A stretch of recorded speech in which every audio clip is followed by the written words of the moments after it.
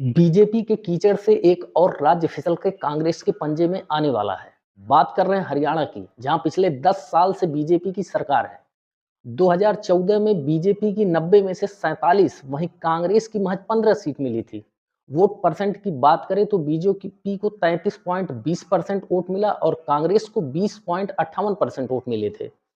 वहीं 2019 के चुनाव की बात करें तो कांग्रेस ने जबरदस्त वापसी की और राज्य की 90 सीटों में से 31 सीटों पर जीत दर्ज कर ली। वोट परसेंट की बात करें तो कांग्रेस के वोट परसेंट में जबरदस्त उछाल आया। लेकिन यहां देखने वाली बात यह है कि इस चुनाव में 10 सीट ऐसी थी जिसमें हार जीत का अंतर सिर्फ और सिर्फ 1000 वोट का था, जिसमें 12 सीट ऐसी रही जिसमें हार जीत का अंतर 3000 से 5000 वोट का था। गौर करें तो इन दोनों चुनाव में बीजेपी को सत्ता तक पहुंचाने वाला कोई और नहीं बल्कि गुरप्रीत राम रहीम था। राज्य की 36 सीटें ऐसी थी जिसपे गुरप्रीत राम रहीम का इशारा ही काफी था। वही राम रहीम जिसपे हरियाणा में बलात्कार, यौन शोषण, दंगा भड़काने के केस में आजीवन कारावास की सजा हुई थी। लेकिन बेशर्म भाजपा ने इसकी पैरोल का कोर्ट में विरोध नहीं किया और ये बाहर आ गया।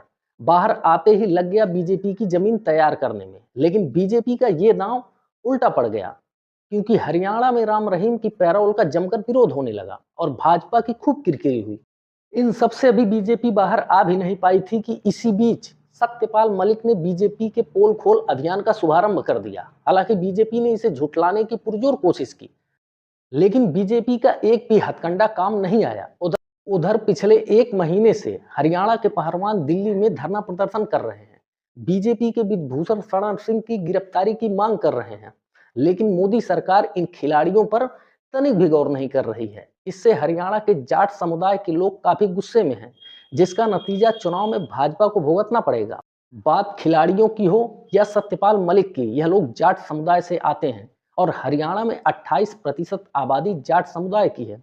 ऐसे में 28% वोट जिस तरफ भी शिफ्ट होगा, उस पार्टी की सरकार बनना निश्चित माना जा रहा है।